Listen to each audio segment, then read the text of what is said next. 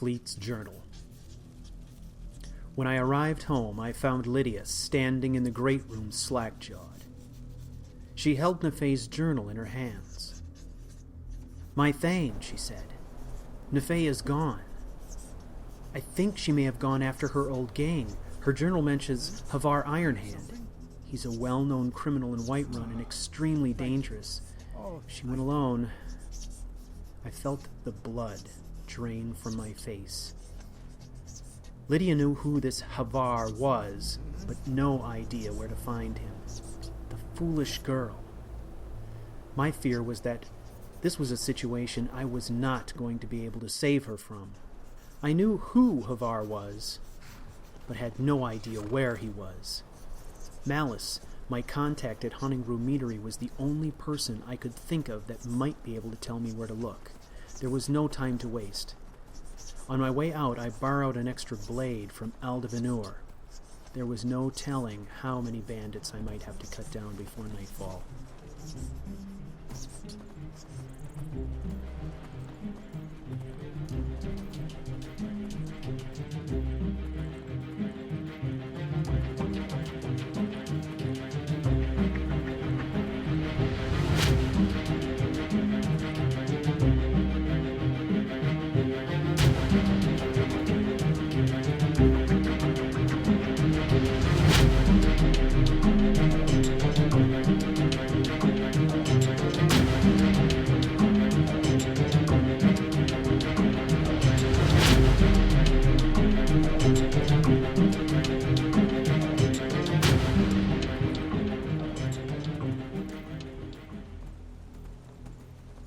I couldn't push the horse any harder without killing him.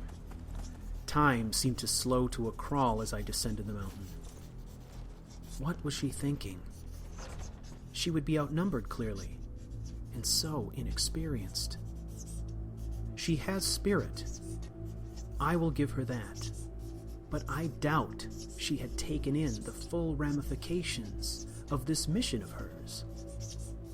Had she considered that these murderers probably knew that she killed Bertrand, their former leader and brother of Havar? I could only imagine what they would do to her if she were captured.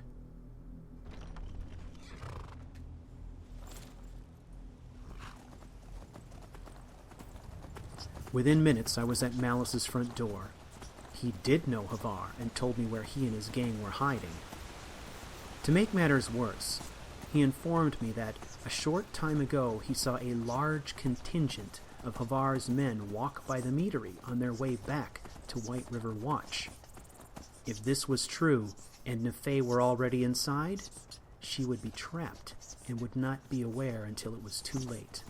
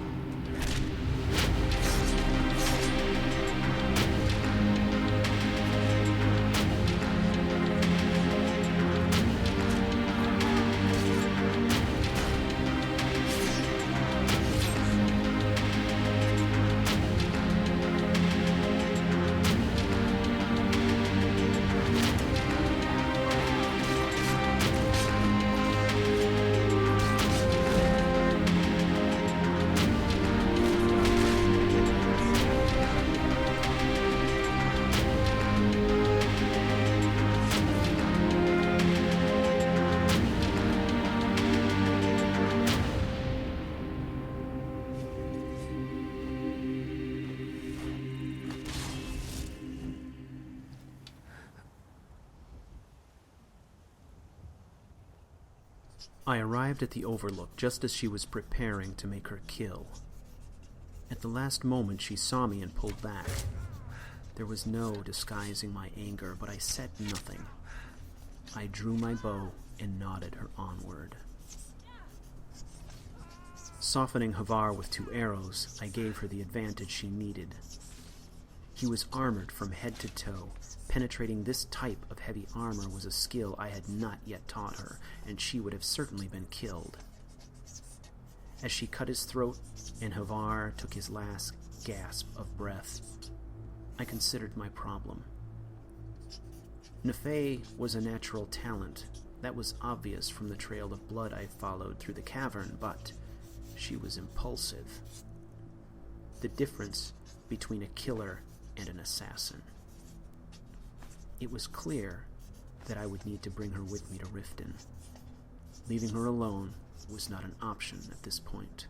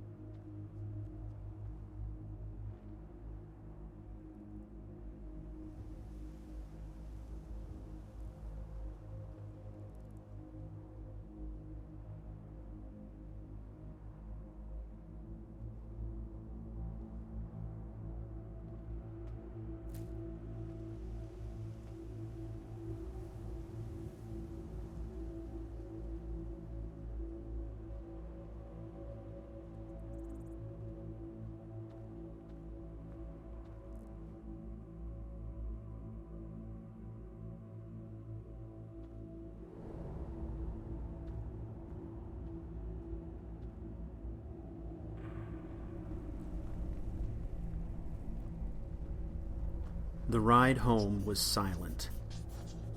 There was nothing that needed saying.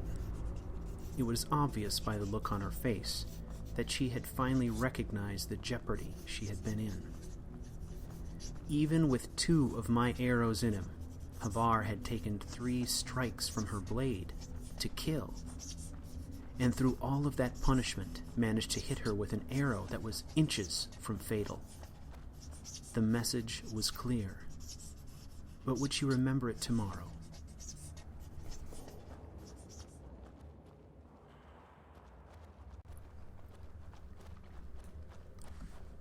Welcome, dear viewers, to CouchWarrior TV on YouTube. I am the CouchWarrior, and you are watching Aranis Arcana, a Skyrim Let's Play. Welcome back to the story. This is Chapter 8, Part 4. In the last episode, the first portion of Part 3 was devoted to Nephae's story as she struck out on her own to exact revenge on the bandits that she used to run with. The last half of the episode was dedicated to Fleet's story, in which he rode from the Nightgate Inn to Winterhold, conducted some business for the Thieves Guild, and rode all the way back to the Eagle's Nest. I hope you're enjoying the story so far. It's been really interesting for me to be able to find a way to kind of divide the story up. And the comments I got from the last episode, if they were any indication, I think people are generally liking the idea. So it is something that I don't know how regularly I will do it. There are some definite technical complications with doing it. So it just means that I need to be a bit more on my game to make sure I don't screw up my saves and all that stuff, and get the footage I need to tell the story the way that I want to. But it sure is nice to have that flexibility. So if you're enjoying it, I'm certainly enjoying putting it together. It gives me access to a depth of character development that I did not know I was going to be able to have. So it's been great. There were tons and tons of comments in the last couple episodes about Fleet's attitude, sort of disposition to the Dark Brotherhood as an organization, to Astrid specifically, and also with regard to the contents of this letter that he is supposed to deliver to her. I may talk about that in a bit. One of the things that I did want to touch on was just the format of this Let's Play. I think the main reason I'm calling it a Let's Play is because I am, in fact, playing the game of Skyrim, and you all are kind of following along for the journey. However, really, I don't really consider this to be so much of a Let's Play as just more of an exercise in storytelling, kind of a work of fiction. And I'm enjoying putting it together immensely. Now, somebody had asked me recently if I would consider doing any other games, and I certainly would. However, what I enjoy is creating story. So I think games like Fallout 3, for example, are a prime candidate. That is a game I loved, and I played at least 2 or 3 characters through most of the adventures there. Of course, I was playing at the time on Xbox 360, so I did not have access to a lot of mods or anything like that. I did not explore all of the DLC content, so that would be a good candidate. The other thing that's come up, though, is this question of whether or not I'm going to be playing Elder Scrolls Online. And I certainly will be playing Elder Scrolls Online. The question is whether or not that would be a good storytelling experience. The problem with it is we are going to have a huge, sort of rich environment. There's going to be tons of things to explore, but there are a number of obstacles to telling a story in the way that I like to tell a story in that environment. I guess chief among those is the inability to use mods to control the way that I put together my footage. Not having that flexibility I could deal with, but it would require me to work on sort of a new way of storytelling there. Things would be much more structured. The other thing, too, is I am very, very familiar with the content in Skyrim, and that is what has allowed me to do this kind of work, to really... because I know what's coming up, I know how things might weave together, so if I'm sitting around and I have extra time to sort of daydream about how the story might come together, I kind of know what all the pieces are, and I can imagine how I could kind of pull all these different strings into a single story strand, you know what I mean? So, I mean... ESO Online, yeah, that's something that I could probably do. I could probably make into a story, but I would have to spend quite a bit of time with the content playing before I think I would be familiar enough to actually craft a really good story. Otherwise, it's just going to be a blind playthrough, which to some degree is fun too. There's exploration there, but there is not as many opportunities for storytelling in a blind playthrough as we might have with content like this. So that is a very long answer to that question. And the question is, what's happening now? Let's not waste any time. We had our problem with Nephae, didn't we? Fleet is not going to write her off. She may be impulsive. She may have disobeyed him. However, everyone is entitled to a mistake now and then. And given the talent that he sees in her, he would not write her off, certainly.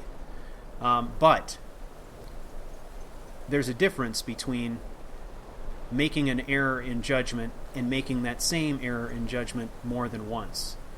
So I think his reaction to this is that he says, okay, you screwed up. I think it's apparent how you screwed up. I think it should be obvious to her what the dangers were. And he's going to leave it at that. He's just going to leave her with the understanding that he's disappointed, and that should be enough. And we'll see. We'll see how Nephae reacts. I think in the coming episodes, we will see some reaction from Nephae in the form of journal entries. that will kind of explain how she feels about everything that's gone on. But there is plenty of journal entries and I guess plenty of narrative content in this episode, so I wanted to make sure that I was able to take the time to do some commentary as well. So we're going to save that material for another day. Well, here we go.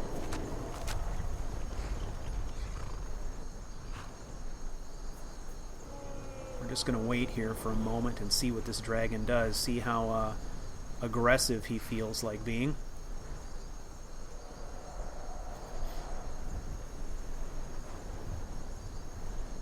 He seems like he's kind of just cruising around, so I think we may be okay to just move on here.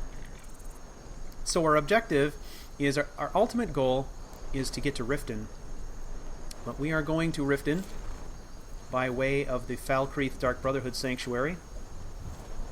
We're going to get these materials back to Astrid and see where this quest carries us. We do know that the Dark Brotherhood, the next stage in the Dark Brotherhood questline comes after Astrid gets these materials. She will look at those and probably give us an order. The other thing, though, that we have is we've got a whole bunch of different things that we could wrap up or advance in Riften. Oh, look at that, it's a thief. That's his business, not ours. We got things to do that are way more important than that guy.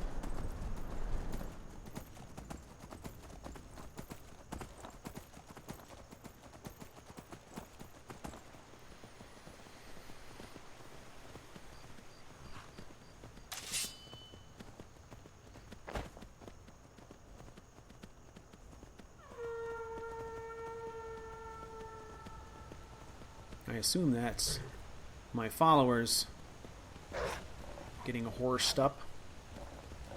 I have a hell of a time lately hitting these wolves from horseback. I don't know what the deal is. Alright, let's see if the girls can wrap this up. They seem to be more effective from horseback than I am. Look at that, even Nephae from horseback using her dagger.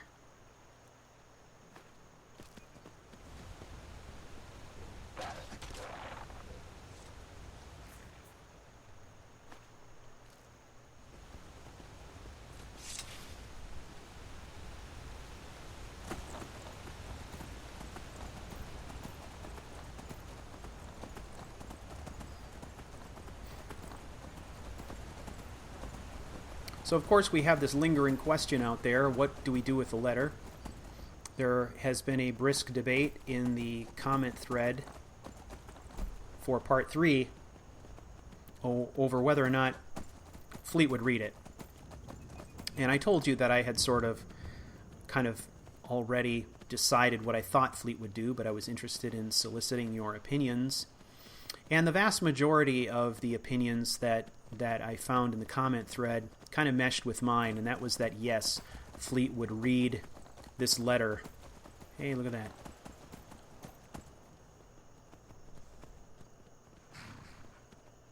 I love that that guy just roams Skyrim. This is actually the first time that I've ever seen him with this character Fleet. At level 33, we finally saw him. But yeah, I think I agree with the idea that Fleet would read that letter. He is the listener, and in his mind, he believes that he outranks Astrid. His feeling is that he outranks Astrid because he is the listener, but that Astrid just doesn't realize it yet. Astrid is still of the mind that she's in control of this Dark Brotherhood Sanctuary, and has not really begun to face the fact that her power is eroding. So he would feel it's his responsibility, his obligation to read this letter, figure out what the details are for himself, and determine how he's going to further his plan. I think what he might attempt to do, however, if it were possible, would be to break the seal and read the letter and somehow make it appear as though it hadn't been opened. However, I don't think that that is a possibility in Skyrim necessarily, and I think, I don't know, that might even be a difficult one for me to sort of weave together and make convincing. So, anyway, to this point, we are almost at the sanctuary, and he has not actually read the letter yet, but we're going to do that before we give it to Astrid. He would think that it's essential for him and his strategy that he would know all the information there is to know about this. All right. The followers we leave outside, I'm going to try to put them into stealth.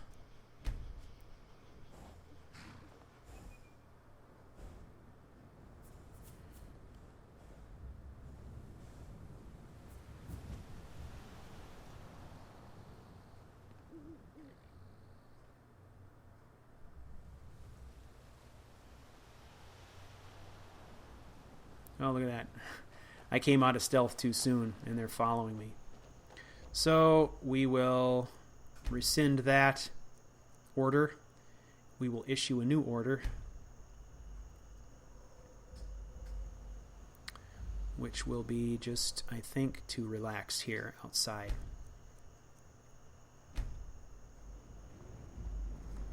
All right. Let's head in.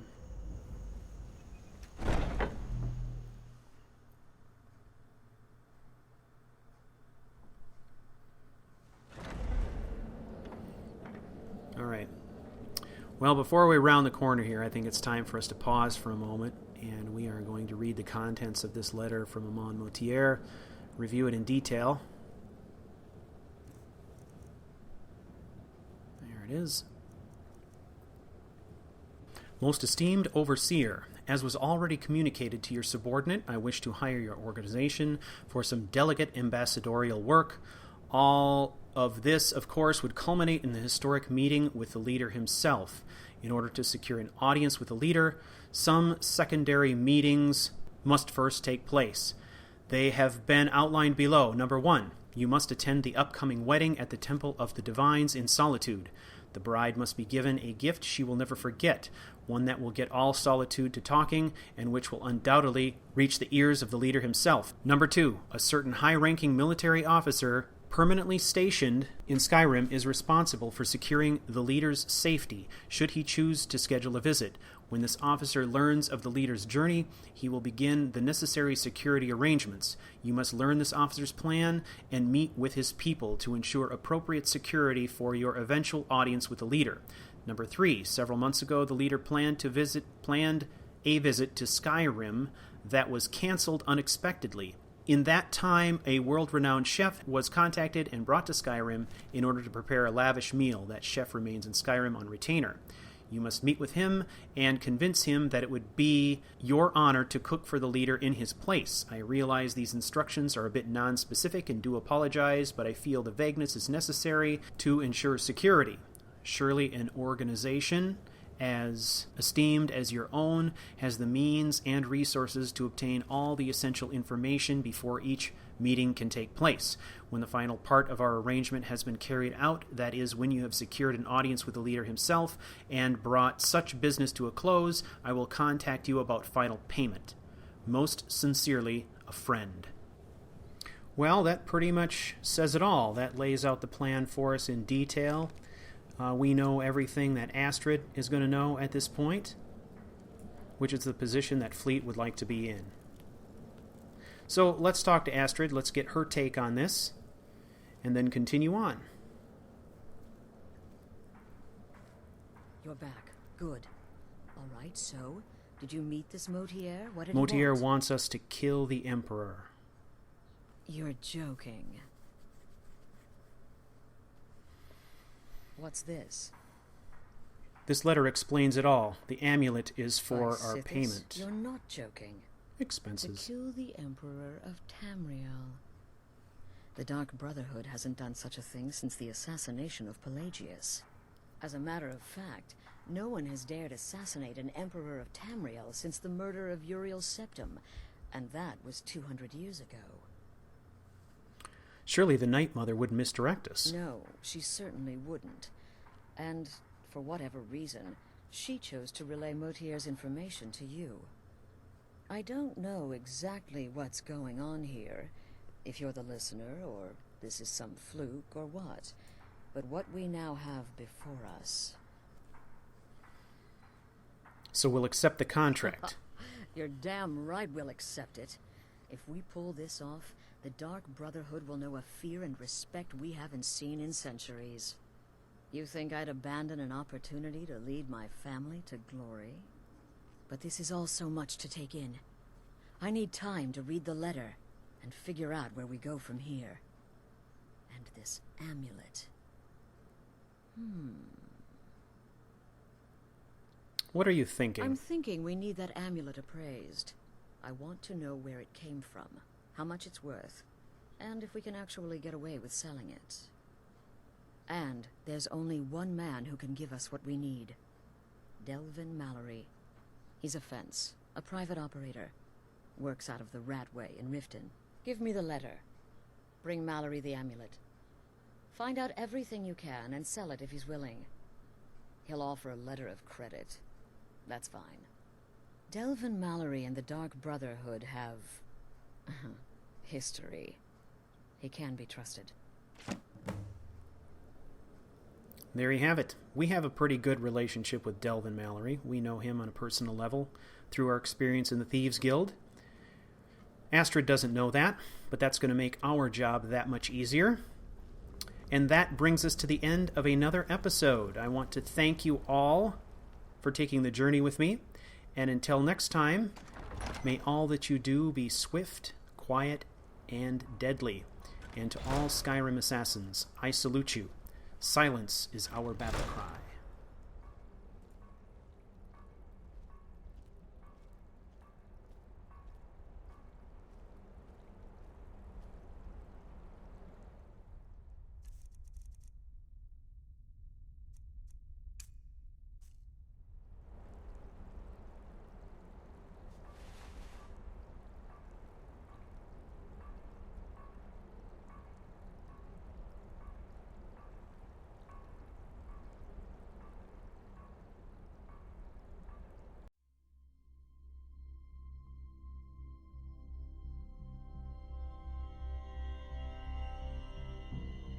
You've been watching Aranus Arcana, a Skyrim Let's Play.